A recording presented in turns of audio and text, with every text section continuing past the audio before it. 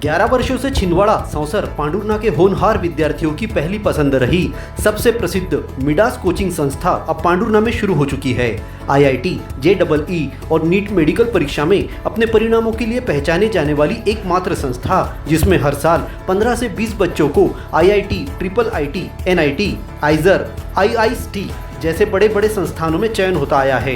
MBBS, BDS, BAMS, BHMS जैसे बड़े संस्थानों में चयन कराने वाली एकमात्र संस्था, जिसमें उत्तर प्रदेश, बिहार, झारखंड, महाराष्ट्र के अनुभवी शिक्षकों द्वारा कोचिंग पढ़ाई जाएगी।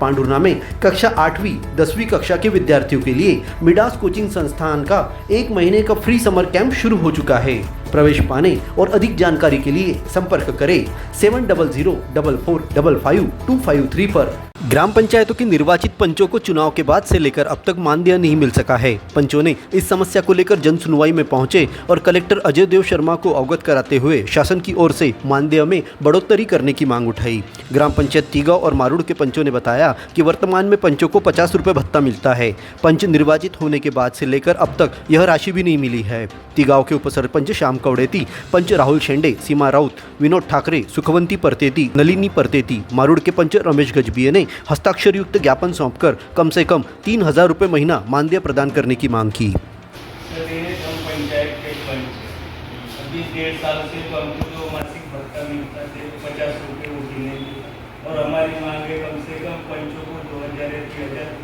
महीने के मिलना चाहिए। जैसा पार्षद को मिलता, विधायक वाले पंचों को कुछ भी नहीं देंगे। तो दूसरे जिलों में 20-50 ही मिलता होगा।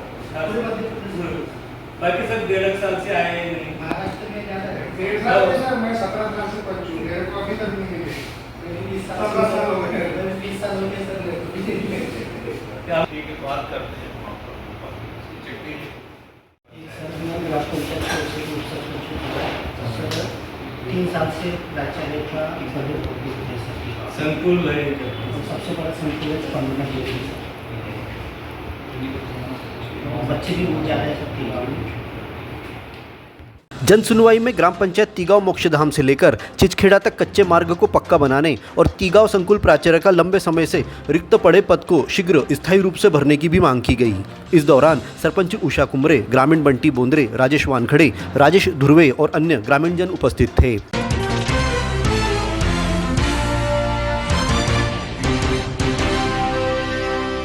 मंगलवार की अलसुबह सब्जियां बेचने के लिए पांडुरना की ओर आ रहा ऑटो मोही घाटी के समीप अनियंत्रित होकर पलट गया, जिसमें सवार किसानों को चोटें लगी। डायल 100 की टीम ने पहुंचकर घायलों को इलाज के लिए सिविल अस्पताल पहुंचाया है। घायलों में डोमू आमीलाल यादव 58 वर्ष और राजू डोमू यादव 39 वर्ष निवासी सेमरिया खुर्द आमला को प्राथमिक उपचार के बाद नागपुर रेफर किया गया है। वहीं अन्य घायल अरुण यादव, रुपेश साबरे का अस्पताल में इलाज चल रहा है।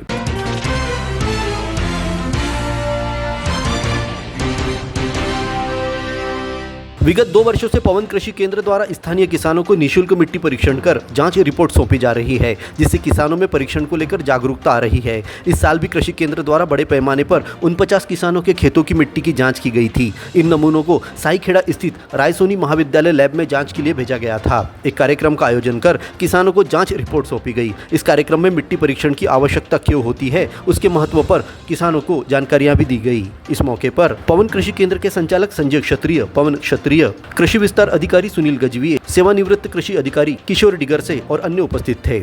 संस्कारों की पाठशाला सरस्वती शिशु उच्चतर माध्यमिक विद्यालय पांडुरना, नर्सरी से कक्षा 12वीं तक हिंदी माध्यम, अंग्रेजी माध्यम में नर्सरी से कक्षा 7वीं तक प्रवेश प्रारंभ। 11वीं में पाए गणित, जीव विज्ञान, कृषि और कॉमर्स संकाय में प्रवेश। बच्चों को पढ़ाई के साथ संस्कार, धर्म, समाज और खेलकूद गतिविधियों की अच्छी शिक्षा का एकमात्र स्थान। विद्यालय की सुविधाएं: विशाल भवन, सर्व सुविधा युक्त कैंपस, पीने के लिए स्वच्छ पानी की सुविधा, बच्चों को खेलने के लिए garden, Atal tinkering lab, campus covered with security. अपने बच्चे के सुनहरे भविष्य के लिए प्रवेश हेतु संपर्क करें सरस्वती शिशु उच्चतर माध्यमिक विद्यालय, शंकर नगर, पारडी रोड, पांडुरना।